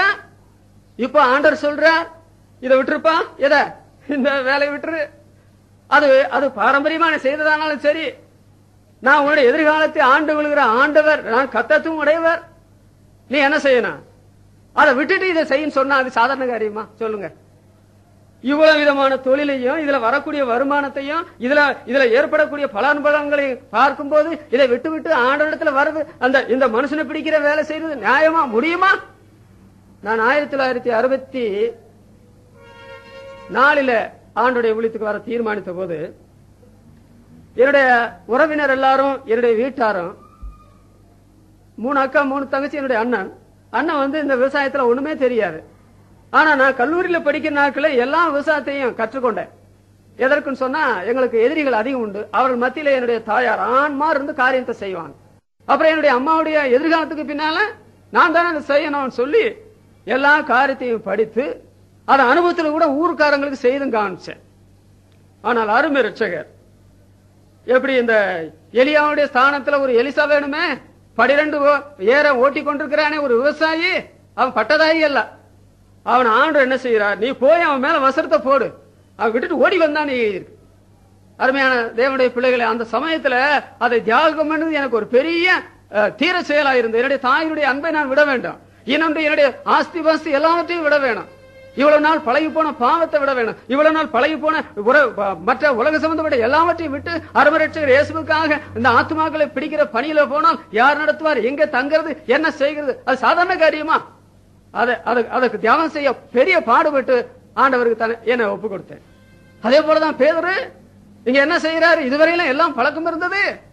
இப்ப ஆண்டவர் சொன்ன காரியம் அது எல்லாரையுமே பாதிக்கும், சம்பளத்தை பாதிக்கும், குடும்பத்தை பாதிக்கும், பிள்ளைகளை பாதிக்கும், மாமியாரை பாதிக்கும், அதாவது இனஜன பந்துக்களை பாதிக்கும், சமுதாயத்தை கூட. என்னையா நீ புத்தி இல்லாம இதெல்லாம் விட்டு போட்டு ஏசனாருடைய ஊழியத்துக்கு போறேன்னு சொல்லி இதெல்லாம் நடக்குமா? உன் பிள்ளைகளுடைய எதிர்காலம் என்னன்னு அவன் பாத்தியா, உன் மனைவிக்கு என்ன அவன் பாத்தியா, உன்னை யாரு ஆதரிப்பா, இப்படி எல்லாம் சொல்லிட்டு இருப்பாங்க. ஆனால் ஆண்டவர், நான் கர்த்தர் என்றால் பேதுருவே, நான் இந்த காலையில இந்த கடற்கரையில நான் கற்றுத்தர்ற பாடம் இதுதான். உன்னுடைய சூழல் எதுவும் நீ என்னை விட்டுட்டு போயிரு, சூழலும் விபரீதமாக ஒருத்தரும் உனக்கு வந்து உதவி செய்ய மாட்டாங்க. நீ என்னை விட்டுட்டு போயிரு, உன்னுடைய உடமைகளை என்ன கொடுக்காத, அந்த உடமைகளை நீ எல்லாத்தையும் இழந்தாலும் இழந்து போயிரு. இஸ்ரவேல் ஜனங்கள் இழந்தது போல, நாட்டை விட்டு ஓடுனது போல கூட நீ ஓடிடலாம். அப்புறம் நீ என்னுடைய, அதாவது நான் கர்த்தராக உன்னுடைய தொழிலை ஆண்டு கொள்கிறேன், உன்னுடைய உத்தியோகத்தை ஆண்டு கொள்கிறேன், உன்னுடைய வேலையை ஆண்டு கொள்கிறேன் என்று சொல்லி ஆண்டவர் என்ன செய்தார், அதுவரையில அவன் செய்த காரியத்தை செய்யன்னு சொன்னது அவர் தான். எப்போ சீசன் ஆயிருந்து இப்ப இந்த திபேரிய கடற்கரையில அவன் வேலை செஞ்சிட்டு இருக்கிறானே, அதுவரையில அவனை அந்த வேலையில கூட விசுவாசியாகவும் தொழில் செய்யறவனாகவும் ஆண்டவர் நடத்தினார். இப்ப அதே ஆண்டவர் தான் சொல்றாரு, இதுவரைக்கும் அவனுடைய தொழில் அவனுக்கு உதவி செய்த ஆண்டவர், இதை நிறுத்திரு, நான் சொல்ற ஊழியத்துக்கு வா.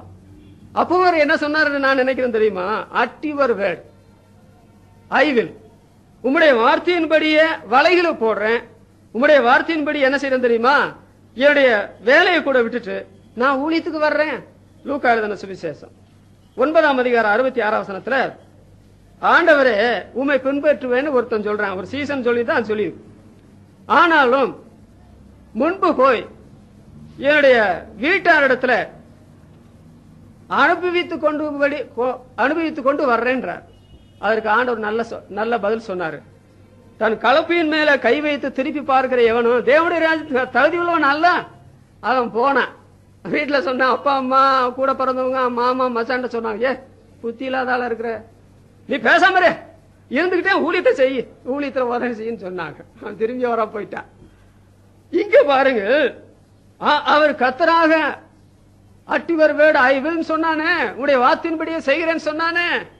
அதனுடைய அர்த்தம் என்னவென்றால், அருமை ரட்சகர் முதல், அடுத்து பேதுரு, அவருடைய விருப்பங்கள்.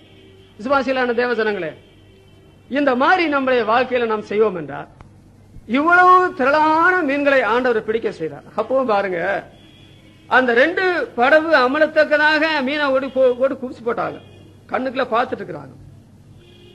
இப்ப ஆண்டவர் என்ன சொல்றாரு, நான் உன்னை மனுஷனை பிடிக்கிறவன் ஆக்குவேன்னு சொல்றார். அந்த நிமிஷமே, அடுத்த நிமிஷம் கூட அவர் வெயிட் பண்ணல. அந்த மீன் 2 படகுலையும் அங்கதான் இருக்குது, அவங்க அப்படி விட்டு போயிட்டாங்க. பைபிள் அப்படித்தான் எழுதி இருக்குது. இன்றைக்கு அநேக விசுவாசிகள் ஆண்டவரே சொன்னா கூட என்ன செய்வாங்க, அதைத்தான் பார்த்துருக்கோம். எதை, அந்த 2 படகு அமர்ந்திருக்குதே, அந்த 2 படகு அமர்ந்திருக்குதே, நான் சொல்றது எத்தனை நாளைக்கு இருக்கும், அவனை அது பகட்டாம கவர்ச்சிக்காமல் ஆண்டவர் கர்த்தர் என்று சொன்னார். பாருங்கள் பேதுருடைய வாழ்க்கையை. ஒரு பிரசங்கத்துல 3000 பேர் குணப்பட்டாங்களே, 3000 பேர். அவன் என்ன செய்தான், அவன் மூலமாக வெளியரங்கமான அற்புதம் நடந்தது. பேதுருடைய நிழல் பட்டால் கூட சுகமடைந்தார்கள். பேதுரு சபைகளை போய் சந்தித்தார். அவர் எழுதின 2 நிருபம் இன்றைக்கு திருச்சபைகளுக்கு எவ்வளவு பேராசீர்வாதமா இருக்கிறது. இது எப்படி, அவர் கர்த்தராக அவர் ஏற்றுக்கொண்டு அவர் சொன்னதை கீழ்ப்படுத்துவதனால அப்படி ஆயிற்று. அதனால அன்றைக்கு காலையில பேதுரு கற்றுக்கொண்ட பாடம் என்று சொல்றது, அவர் விசுவாசியான அன்றைக்கு கற்றுக்கொண்ட பாடம் அல்ல. அதற்கு பிற்பாடு ஒரு நாள் காலையில ஆண்டவர் என்ன செய்தார், தான் கர்த்தராக அவருக்கு இந்த அளவுக்கு வெளிப்படுத்தின பிற்பாடு, அதனாலதான் அப்புறம் என்ன உபத்திரம், அந்த காலங்களில் உள்ள விசுவாசம், அந்த காலங்களில் உள்ள ஊழியம், அந்த காலங்களில் உள்ள ஆராதனை சொல்றது இன்றைக்கு மாதிரி இல்லைங்க. இன்றைக்கு மாதிரி இல்ல. அன்றைக்கு ஆராதனை நடத்தி முடிக்க முடியும் என்று சொல்ல முடியாது. அன்றைக்கு ஊழியம் செய்து விட்டு திரும்ப முடியும் என்று சொல்ல முடியாது. அன்றைக்கு இருந்த ஊழியத்துல பயங்கரமான எதிர்ப்புகள் நம்முடைய, அதாவது கிறிஸ்தவம் யூத மார்க்கத்திலிருந்து யூத மார்க்கத்துல அல்லாதிருந்து வந்தது. ஆனால் பேதுரு தைரியமா நின்றதற்கு என்ன காரணம் தெரியுமா, அதுக்கு பின்னாலே இதே மாதிரி பிரச்சனை, விபரீதமான சூழலை. அதற்கு பிற்பாடும் தன்னுடைய உடைமைகளை ஆண்டவர் கொடுக்க வேண்டிய காரியம். அதற்கு பிற்பாடும் ஆண்டவர் தன்னுடைய உத்தியோகத்துல தொழில தன்னை நடத்த வேண்டும் என்ற காரியம், இவைகளெல்லாம் அபியாசத்தினால இதற்கு அவர் ஒப்பு கொடுக்க தவறி இருந்தால், நான் அப்படித்தான் கேட்கிறேன், இது 2மே வேண்டாம், நான் படகு கொடுக்க மாட்டேன், விசுவாசியா இருந்துட்டு போயிடுறேன். அப்புறம் ஒரு அற்புதம் கூட அவனுடைய வாழ்க்கை நடந்திருக்கு. அந்த 2 படகு அமலத்தக்கதான் மீன் கிடைச்சிருக்காது. அந்த ஜனங்கள் எல்லாம் வெறுமையா வந்துட்டு வெறுமையா வசனத்தை ஆண்டவர் சொல்லி இருக்க முடியாது. அப்புறம் உள்ள காலங்கள்ல நடந்த ஒன்றாவது பேதுருடைய வாழ்க்கை நடந்திருக்குமா? விசுவாசிகளான தேவ ஜனங்களே, நாம எவ்வளவு ரொம்ப அற்பமா நம்முடைய வாழ்க்கையை பற்றி சிந்திச்சு கொண்டிருக்கிறோம். ஆனா நமக்காக கல்வாரியில தம் உயிரையே கொடுத்த ஆண்டவர், நீங்க பிழைப்பு கடுத்த அளவில் சிக்கிக்கொள்ளாதீங்க, தண்டில சேவம் படுகிற எவனும் பிழைப்பு கடுத்த அளவில் சிக்கிக்கொள்ள மாட்டான்னு சொல்றார். அருமை ரட்சகர் இயேசு உங்களை இந்த பேதுருவை போல கனமான ஊழியத்துக்கு அழைச்சா சிலர் பயப்படுவாங்க, சிலர் பயப்படுறாங்க. என்ன ஆண்டவர் அழைச்சிட்டா என்ன பண்றது, அது பயந்தேன். அழைச்சிட்டா நினைக்கிறத பத்தி பயந்தேன். ஆனா நான் ஒண்ணு சொல்றேன், எந்த ஊழிய காரணம் இந்த கனமான ஊழியத்துக்கு வரும்போது லேசா வந்துட்டான்னு சொல்லி சொல்றதுக்கு வேதத்துல ஒரு ஆதாரையும் காணும், ஒரு ஆதாரத்தையும் காணும். அவங்களுடைய உள்ளமே குமரி இருக்கான். இது இந்த காரியத்தை நான் எப்படி தீர்மானிக்க முடியும்? அது வெளியரங்கமா எழுதுனது உண்டு, எழுதாததும் உண்டு. வெளியரங்கமா எழுதின ஒரு காரியத்தை சொல்லட்டுமா? ஆண்டவர் மோசையை கூப்பிட்டார். எப்ப கூப்பிட்டார்? ராஜ அரமனையில ராஜாவுக்கு அடுத்த நிலைமை. அவனை ஆண்டவர் எப்பொழுது அழைத்தார்? எகிப்தியருடைய சகல சாஸ்திரத்திலும் கற்று தேர்ந்த ஒரு மனிதனாக இருக்கும் போது ஆண்டவர் அழைத்தார். அது சாதாரண காரியமா? அது சாதாரண காரியம். அப்போது விசுவாசியா இருந்து விசுவாசி ஆயிட்டார். விசுவாசி ஆகி பல வருஷம் வாழ்க்கை செய்யும் போது ஆண்டவர் நாள் கூப்பிட்டாரு, நீ என்ன செய்யணும், வந்துடணும் ஊழியத்துக்கு. அவன் எத்தனை காரியம் சொன்னாலும் பைபிள் எழுதி, நமக்கு நானா கோவமே வரும், இப்படிப்பட்ட ஒருத்தன் ஊழியத்துக்கு போயா அப்படின்னு சொல்லியிருப்போம். ஆனா ஆண்டவர் சொல்லல. அவர் ஒருவனை தீர்க்கதரிசியாக கட்டளையிட்டான், தாயின் கற்பத்தில் இருக்கும் போது அவனை தீர்க்கதரிசியாக கட்டளை இருக்குதுன்னு தான் சொல்லி இருக்குது. ஒருவேளை இந்த பிரசனத்தை கேட்கிற அருமையானவர்களே, உங்களை பற்றி அருமை ரட்சகர் தம்முடைய கனமான தான் தெரிந்து கொண்ட ஊழியத்திற்கு ஆரணை போல அழைக்க சித்தமா இருந்து அதற்கு அவர் கர்த்தர் என்று நீங்கள் ஒப்புக் கொடுக்க தவறினால் அந்த நஷ்டம் இந்த உலகத்துல மாத்திரமல்ல, பரலோகத்தை கூட நஷ்டமா போயிடும். நீங்க வேணா இப்படி ஜெபம் பண்ணுங்க, சுவாமி அந்த பேதுருடத்துல நீ வலைகளை விட்டு மீன் பிடிக்கிற தொழிலை விட்டு ஊழியத்துக்கு வர நீ அழைத்தீர் இல்லையா, அந்த மாதிரி என்னை நீ அழைக்க சித்தமா இருந்தால் அப்படி நீங்க ஒப்பு கொடுத்து பாருங்க. நீங்க நிஜமா ஒப்பு கொடுத்து பாருங்க. அப்புறம் நீங்க தொழில் செய்தா உங்களால தொழில் செய்யவே முடியாது, உற்சாகமே வராது, தொழிலெல்லாம் நஷ்டப்பட்டு போறது மாதிரி வரும். உங்க வேலை செய்தா உற்சாகத்தோடு போய் நீங்க வேலை செய்ய மாட்டீங்க, அந்த வேலையில உங்களுக்கு பெரிய சங்கடம் ஏற்பட்டு போகும். அப்புறம் தான் உங்களுக்கு என்ன தெரியும், ஆண்டோடைய ஊழியத்துக்கு போறதா மரியாதை, இல்லைன்னா உள்ளதும் போயிடும் சொல்லி அப்புறம் திருப்பி ஆண்டோடைய ஊழியத்துக்கு வந்துட வேண்டியதான். அவர் கர்த்தர் என்றால் நம்முடைய சூழ்நிலைகளை ஆண்டு கொள்வார். அவர் கர்த்தர் என்றால் நம்முடைய உடைமைகளை ஆண்டு கொள்வார். அவர் கர்த்தர் என்று சொன்னால் நம்முடைய உத்தியோகத்தை, நம்முடைய தொழிலை, நம்முடைய ஊழியத்தை ஆண்டு கொள்வார். நீங்க அவர் கர்த்தர் என்று சொன்னால் நீங்க எந்த வேலை செய்யும் போதும் ஆண்டவர் உங்களை அழைக்கிறதுக்கு முந்தி வரைக்கும், இது ஊழியத்துக்காக அவர் அழைக்க விரும்பிட்டாருவீங்க, அதுக்கு முந்தி வரைக்கும் உங்களுடைய தொழில உத்தியோகத்தை ஊழியத்தை ஜபத்தோடு செய்றீங்களா, ஆண்டவருடைய சித்தாரிச்சு செய்றீங்களா, அவர் உங்களுக்கு ஆண்டவரா இருந்து அவர் உங்களுக்கு சொல்றபடிதான் செய்றீங்களா, அதை யோசிப்பாரு. ஏனென்றால் அவர் கர்த்தர். நாம் ஜெபம் பண்ணலாம். எங்களை நேசிக்கிற எங்கள் பரிசுத்த பிதாவே, இந்த அருமையான கர்த்தருடைய நாளின் காலை வேளைக்காக நாங்கள் ஸ்தோத்திரிக்கிறோம். வழக்கத்துக்கு சற்று வித்தியாசமாக இன்றைய காலையில முதலாவது பிரசங்கம் நாங்கள் நடத்த நீ சித்த வைத்திருந்தீரோ என்று நினைக்க வேண்டியதா இருக்கிறது. நம்முடைய சித்த நிறைவேறினதுக்காக நமக்கு ஸ்தோத்திரம். சில நிமிஷங்களுக்கு பிற்பாடு மறுபடியும் நாங்கள் கர்த்தருக்கு இயேசுவுக்கு மகிமையாக நாங்கள் ஆராதிக்க விரும்புகிறோம். அந்த ஆராதனை இந்த பிரசங்கத்தை விட ஆசீர்வாதமாய் காணப்படும் என்று நம்பி நாங்கள் உங்களுக்கு நன்றி செலுத்துகிறோம். இன்றைய காலையில நாங்கள் சிந்தித்த வேத பகுதி ரொம்ப முக்கியமான வேத பகுதி. அந்த இளம் விசுவாசிக்கு அனனியா போய் சொன்ன காரியம், இயேசுவாகிய கர்த்தர் நீ பார்வையடைக்கும்படிக்கும் பரிசுத்தாவினால் நிறைக்கப்படும்படிக்கு என்னை அனுப்பினார் சொன்னாரு. அருமை ரட்சகர் இயேசு மாத்திரமல்ல, அவர் கர்த்தர், அவர் கர்த்தத்துவம் உடையவர். அவர் இன்றைய கனசரித்து கடலின் காலையில அந்த பேதர் கற்றுக்கொண்ட காரியம் வாழ்க்கையில மறக்க முடியாது. அது அவருக்கு மாத்திரமல்ல, எங்களுக்கு கூட உண்மையல்லவா. எங்களுடைய சூழ்நிலைகள் எவ்வளவு விபரீதமா இருந்தாலும் ஆண்டவரே நீர் எங்களுடைய சூழ்நிலையில எங்களுடைய கர்த்தராக செயல்படுகிறீர். அதோடு எங்களுக்கு உடைமைகள் என்று சொல்லுகிறது ஒன்றும் எங்களுடையது அல்ல சுவாமி. ஆனால் எங்களுடைய உடைமைகளை நாங்கள் கர்த்தருக்கு கொடுக்கும் பொழுது அவர் எங்களுடைய உடைமைகளை ஆளுகை செய்து அதை அநேகருக்கு ஆசீர்வாதமாக்குகிறார். அதில் என்ன சந்தேகம். அவர் கர்த்தராக எங்களுடைய தொழிலை ஆளுகை செய்கிறார். அவர் சொல்லுகிறபடிதான் நாங்கள் எந்த உலக வேலையோ உத்தியோகமோ செய்கிறோம். அவர் சொன்னபடிதான் நாங்கள் கர்த்தருடைய ஊழியத்தில் ஈடுபடுகிறோம். ஏனென்றால் அவர் கர்த்தர். அவர் சொல்லுகிறபடி செய்தால் உலக சம்பந்தப்பட்ட உத்தியோகம், உலக சம்பந்தப்பட்ட தொழில் எங்களை விட யாரும் சிறப்பாக செய்துவிட முடியாது. அவர் சொல்படி நாங்கள் அவருடைய கனமான ஊழியத்துக்கு வந்து அவர் சித்தம் செய்தால் எங்களுக்கு இணையாக உலகத்தில் எவனுமே ஊழியம் செய்துவிட முடியாது. ஏனென்றால் நாங்கள் அவரை கர்த்தராக ஏற்றுக்கொண்டிருக்கிறோம், கர்த்தராக செயல்பட அனுமதித்திருக்கிறோம். அப்படிப்பட்ட அனுபவம் எல்லா விசுவாசிகளுக்கும் கர்த்தாவே நீர் தந்து அவருடைய கர்த்தத்துவத்தை புரிந்து ஆண்டவரை உறுதியா இருக்க, எந்த பிரச்சனையும் அவர் மகிழ்ச்சியா இருக்க ஆண்டவரே நீ இரக்கம் செய்யும். ரட்சிக்கப்படாதவர்கள் இன்னும் அவரை கர்த்தராக ஏற்றுக்கொள்ளவில்லையே, ஆண்டவரை இன்றைக்காவது ஒரு கர்த்தராக ஏற்றுக்கொண்டு எந்த சூழ்நிலையிலும் அவர்களுடைய அற்புதமான நடத்தலை காண, அவர்கள் தங்களுக்குள்ள உடைமைகளை ஆண்டவருக்கு சமர்ப்பிக்க, அவர்கள் தொழில் செய்தாலும் உத்தியோகம் செய்தாலும் உங்களுடைய கனமான ஊழியத்துக்கு அழைத்தாலும் ஆண்டவரே உங்களுடைய வார்த்தையின்படி செய்கிறேன் என்று சொல்லி அதனால உண்டாகிற ஆசீர்வாதத்தை சுதந்திரத்துக் கொள்ளும்படி ஆண்டவரே நீர் ஒரு காரியம் செய்யும். உங்களுடைய வசனத்துக்காக ஸ்தோத்திரம். கேட்ட முடிய மக்களை ஆசீர்வதி.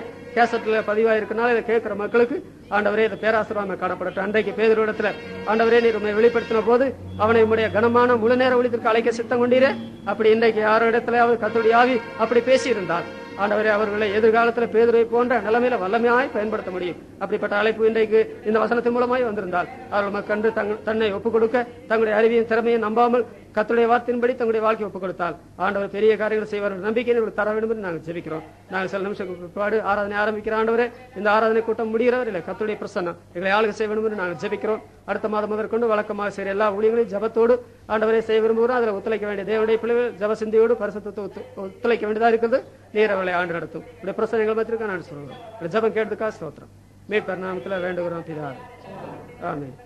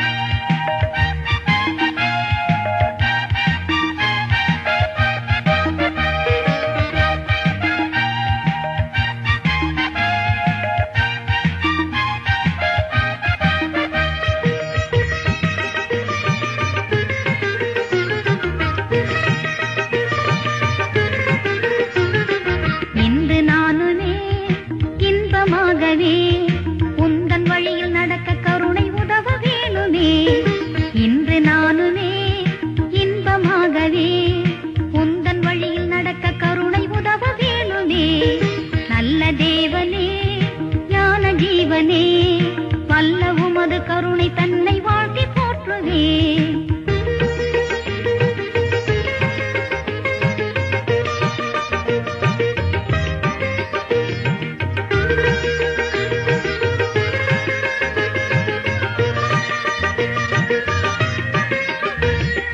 ஒளியின் பிள்ளையாய் ஊக்கமாகவே எளியன் இன்றும் நடக்க ஆவியேந்தருளுமே.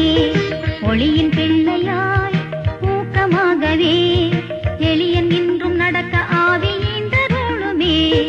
நல்ல தேவனே ஞான ஜீவனே வல்ல உமது கருணை தன்னை வாழ்த்தி போற்றுவே. நல்ல தேவனே ஞான ஜீவனே வல்ல உமது கருணை தன்னை வாழ்த்தி போற்றுவே.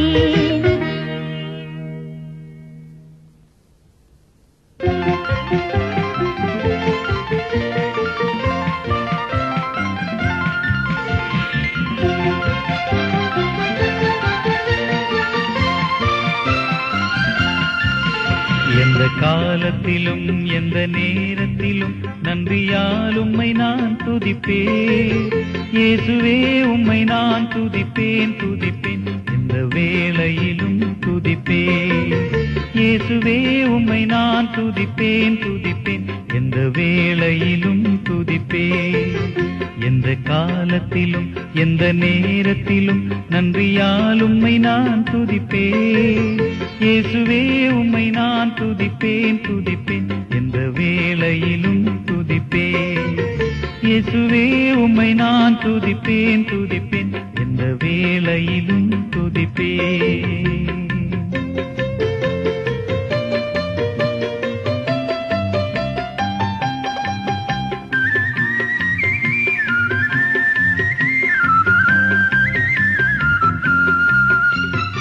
ஆதியும் நீரே அந்தமும் நீரே ஜோதியும் நீரே என் சொந்தமும் நீரே.